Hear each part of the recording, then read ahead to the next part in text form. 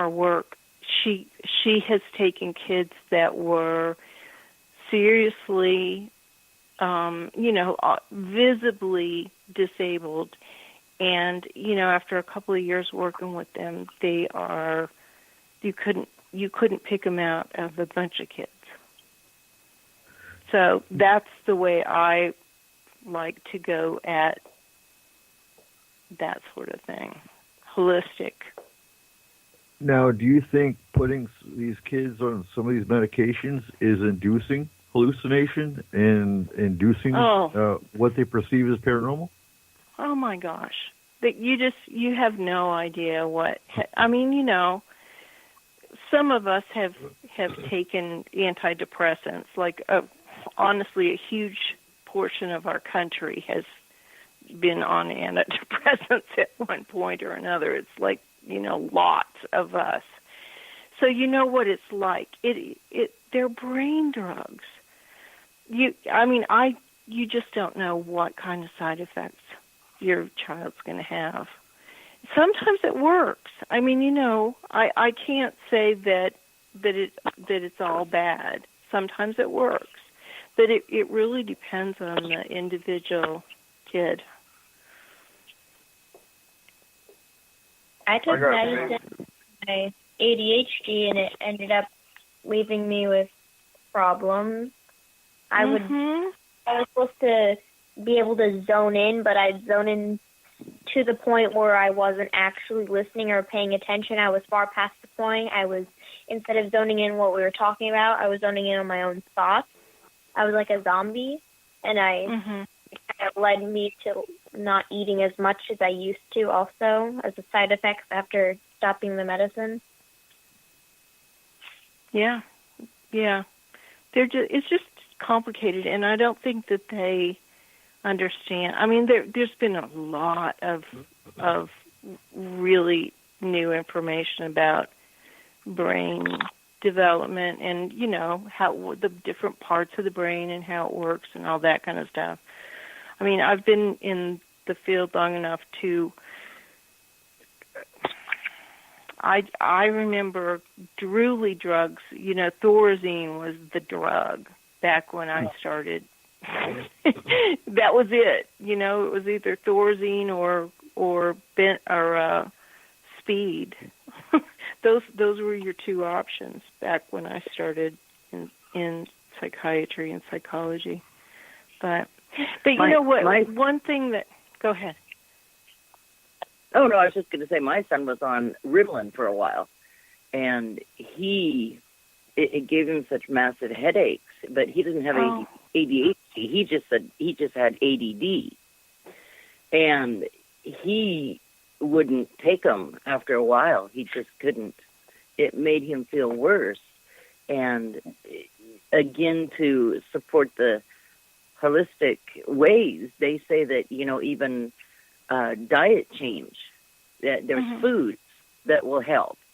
And that I've seen that. That is very true. You can control the ADD with just plain diet. And that works too. Yeah. We were told to put our son on Ritalin when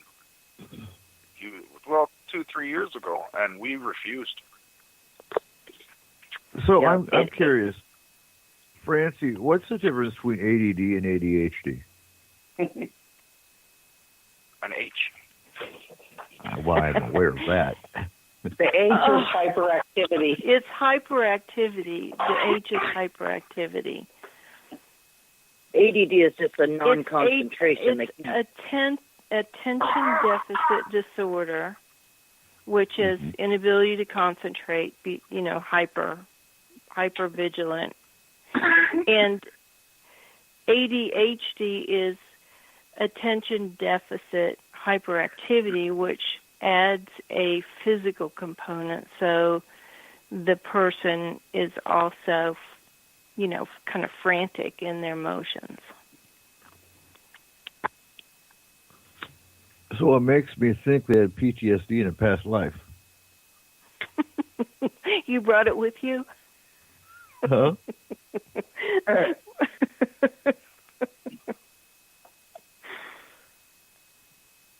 Well, okay, so I have another question.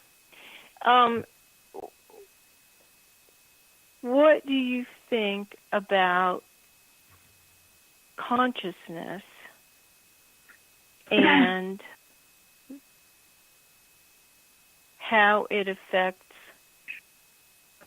a person's experience of the paranormal? Like, okay, so, like, let's say that my consciousness is, you know, high, or my consciousness is, you know, kind of evil and fearful and controlling and dark. Do you think that affects what you draw to you? And would that be an issue for children? What do you mean by consciousness? Vibes, your level of vibration. So most definitely, because I think, you know, and I've always said negativity draws negativity. So if do you think kids are capable of vibrating lowly, or do you think that they are affected by the household that they live in? I think it's environmental. I think you know, if you're a child and you're living in a your parents are into drugs, you're in a domestic violence situation. You know, I'm not going to go as far as to say your parents are watching horror movies all the time, but because I mean, I don't think that has anything really to do with it. But I do think, you know, I think your environment has a lot to do with the lower vibrations and the negative energy that pulls, you know, maybe not spirits, because I think spirits are just drawn to, one, their former homes, two, wherever they were stuck, three, if they see you as a child as an open channel and they only want to communicate. You know, there's many different variables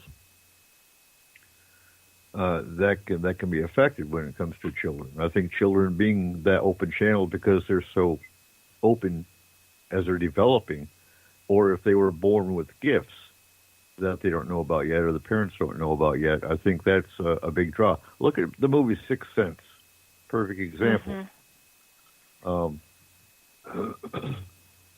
I think that plays a big part. We haven't, you know, going by our cases, we haven't seen any kind of a pattern. I don't know what the pattern is.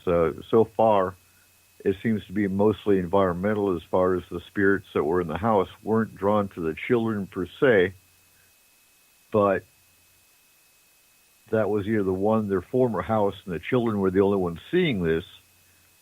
And, you know, when it comes to malevolent entities, they feed off the fear. So they create terror in the child, and they feed off that fear. And that just makes them stronger. Yeah. I think another thing... Go ahead, Chris. I think another thing that adds to it is society. Society has a huge role in a lot of aspects in life. You know, this paranormal isn't as... A lot of people don't accept it. And again, that brings back to religion. It brings back to parenting, if the parents believe or not. But society seems to have a control on a lot of things. And going back again to birth, if there is a child that did stop breathing and has a gift, it's not completely accepted by society again. So it's going to turn that into a negative situation. No, you don't have a gift. No, it's not ghosts. No, you're not speaking to spirits that are passed on because it's not accepted, if that makes sense. Yes, it's true. There are things out there. Some people just don't believe in it.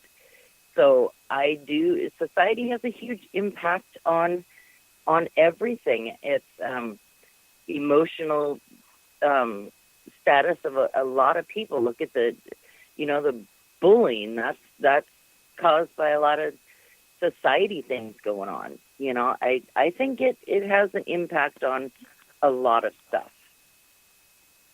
And that's very unfortunate because, as we all know, it's the loudest majority or the loudest minority in some cases that gets to dictate what society tells parents of how to raise their kids. Yep. And that's not always a good thing. No, it's not looking good. at my childhood, for example, everything's demons. No, it's really not.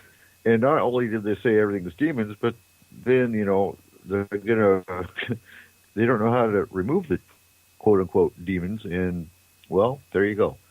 Yep. The Pentecostals throw them out the front door. Yeah. Yeah. And there's so much negativity in the world. There's so much, and it's I give 150% kudos to parents that are raising kids now that are going through the school system. My son is older, but I would not want to have to raise a child this day and age, just because, again, society, different views, the world, the thoughts, mentality is changing so much that I am actually glad I don't have to go through it right now. I'm glad I'm kind of done with it.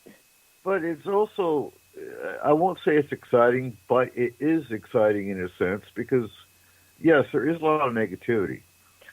But with technological advancements, you get information a lot faster, a lot more information. Look at the kids of FMP. And we're going to talk about FMP Junior a little bit. Just basically what we're planning. It's going to be in test phases for about the first year. But I think it's a step in the right direction because what's going to happen? So Anthony, our 7-year-old, Daddy, when you die, I get to take over FMP. And, and he's right. And I'm not going to die for another 50 years, but again, he's absolutely right. He wants to take over. But no, he's absolutely right. And it's our job to raise our kids, especially being open to the paranormal, whether it's UFO, whether it's alien, whether it's Bigfoot, whether it's spirit. We got to raise them right, which is why we're doing the FMP Junior, because we're going to catch ridicule. We will. Well, how dare you teach kids about Bigfoot? How dare you teach? You know what? Don't tell me how we're going to teach our kids. It's not your place. Yep. It's not your job. Society will try to do it. Yep. But they will. It's just like as soon as people found out Haley was on our team, oh my God, you've got a 13-year-old on your team? What are you thinking? Well, you know what? Before I could even finish about Haley's role on the team, that she does not go into clients' homes, she does not go into dangerous areas, people left. Like, oh, bye-bye. Don't let me explain then. Haley plays a very important role on the team when it comes to,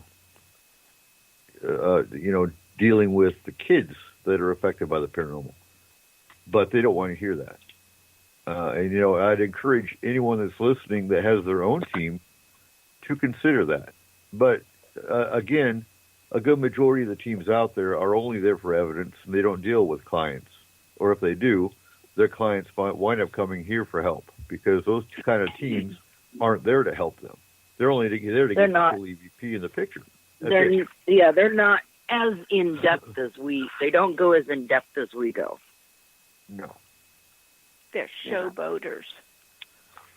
And Francie, don't you think that a lot of it is fear? I mean, people don't accept the paranormal because I like that phrase is that you're always afraid of the unknown. And if people can't figure it out and they don't understand it,